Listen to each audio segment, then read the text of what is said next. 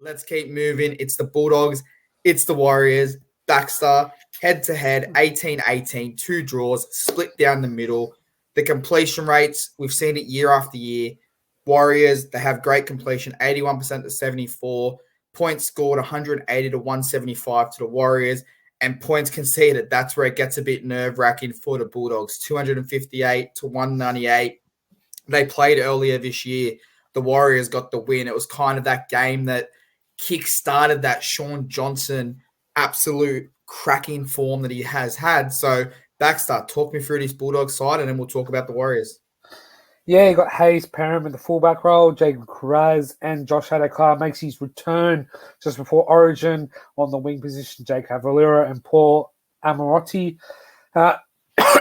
In the centres pairing, Josh Reynolds and Matt Burton continue being the halves pairing, while Max King and Tavita Pangai Jr. to make the forward role. Reed Marnie still in the hooker position, Corey Waddell, Jacob Preston, Raymond Mariner to round out the second row on lock, Carl Opolutu, Jen Nokumba, Franklin Pele, Harrison Edwards to round out the bench, and Blake Austin at the moment to make his HIA 18 jersey position with Jackson Topany, Ryan Sutton, Kyle Flanagan, and Curtis Moran in the extended bench.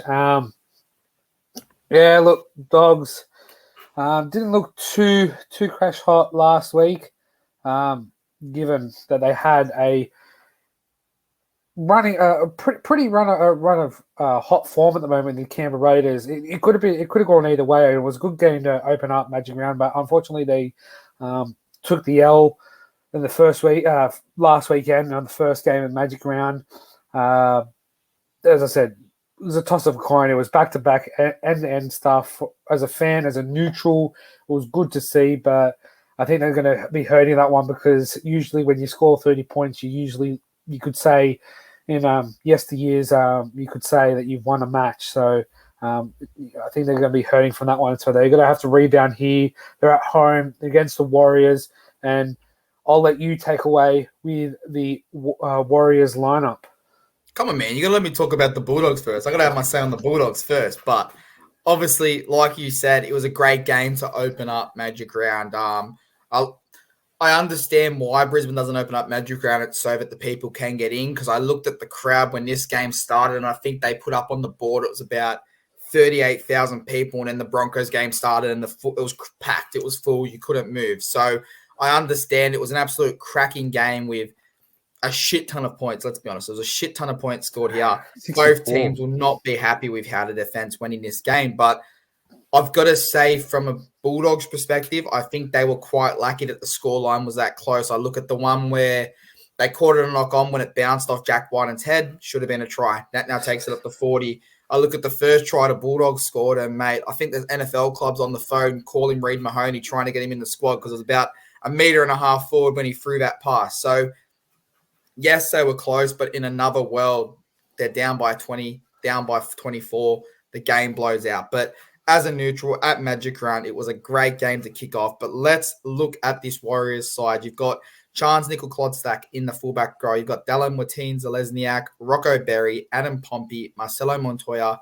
Ronald Vogtman comes into the six with Sean Johnson, Adam Fanua-Blake, Wade Egan, Bunty Afoa, Josh Curran, Marata Nakora, Tohu Harris in the 13 position to round out the starting side with Freddie Lassick, Dylan Walker, Dimitri and Tom Ale on the bench, with Bailey Sirenen in the 18, with Dane, Ali, Viliami, and Kalani sitting on the extended bench. So let's talk about the big one. Before we even talk about how their performance was against Penrith, I did think they fought hard. Let's talk about the comments that did come out from, let's say, was it their sponsor, was it their owner, whoever it was. Let's have a talk about that. What did you make about the comments about there, Baxter, about the blatant cheating, favoritism? What did you make of that? I think his comments were like spot on, with not bias, not cheating or anything. I think Warriors are not getting rubber the green when it comes to calls, and there were things in the Panthers game on the weekend where if it was anybody else, they probably they're calling it. They're blowing it a penalty. There's been games in the past where things have happened against them that you put it into another game, like say maybe the Anzac Test, Roosters Dragons is probably going to get called there, or Brizzy Cowboys is going to get called there. So no matter where, I think as a sponsor, you can voice your frustration. He didn't. I don't think he did. He really bring the game in. What's that word? I think he did bring the game and distribute, because he did say the refs are a bunch of cheats. And I'll throw it back to you in a sec, but my perspective of this is I don't condone the way he said it, but I think it had to be said, because we saw, I can't remember who it was, number 16 go to the bench for a little kind of touch on Cleary's chin, where if I stretch my arm 20 meters out, I'll probably touch Cleary's chin, how big it is. But he gets sent to the bin. You then see in a separate game, which we'll talk about later, Latrell Mitchell hit someone in the back of the head, palms Harry Grant, and it's play on. So I think that's kind of what he was alluding to. But I think his initial comments were frustration. But I think the way he came out the next day and said, listen, I meant that we don't get the rub of the green. I meant that we don't get the cause and there's favoritism. I kind of agree with all that. Would you agree with that, Baxter? Yeah, I agree. Like, he come out in frustration. He apologized for his actions less than 24 hours afterwards. If the NRL took any stance against this, I think it's more a money grab at the moment, just to look at the options really for their sake. So I wouldn't think anything of it. Like, let it be. It is what it is. It was said you can't really suspend or a sponsor and to fine the Warriors team because of the sponsor's words. I just play on, move on. It's said was said. Apology was out there before anybody really had a chance to respond and knew about it. So play on, just move on. Yeah, 100%. And I think the cause that did go against him, like I just said, that sin bin, was it a sin bin? I guess if you go to the letter of the law, a little palm to the face is a sin bin. But I think we're man enough that Nathan Cleary didn't even flinch. So I don't even know if Nathan Cleary felt it. So I think we could have moved on past there. But I think it was you sent me a picture of a hip drop that wasn't called. I don't know who did the hip drop, but it wasn't called against Penrith. They would have gone down to 10 men at the stage. It was 12-6 with 31 minutes to go.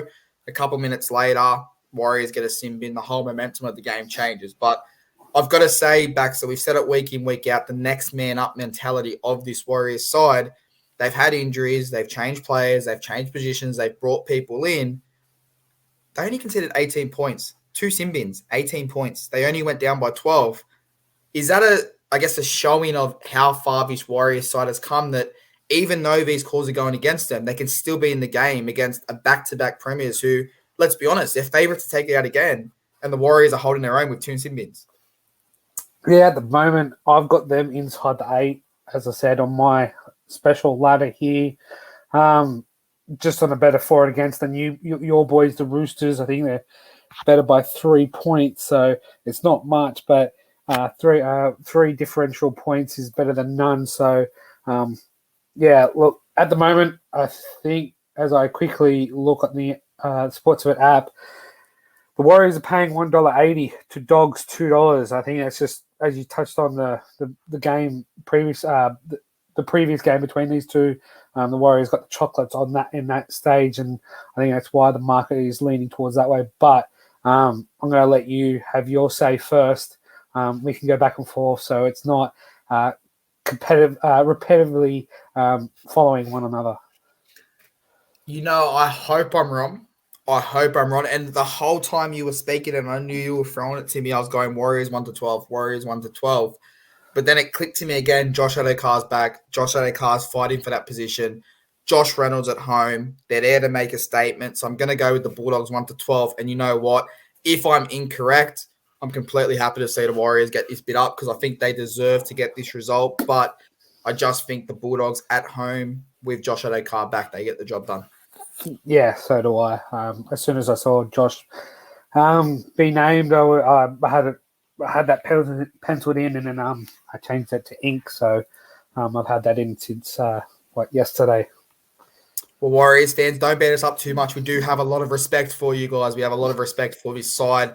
I just think at the moment, again, the travel under the legs, it's going to struggle a little bit. So, yeah, we're both going Bulldogs 1-12, but we do think at the end of the year, or at least me specifically, I think that the Warriors will be in that top 8 or thereabouts come the end of the season. So, keep your heads up, keep moving. I'm excited to see, obviously, Ronald Vogtman in the 6. I'm excited to see Freddie Lussick when he does come off the bench and what Dylan Walker can do off the bench. So, exciting times if you're a Warriors fans. Hopefully, exciting times for New South Wales and Bulldogs with Josh Adams.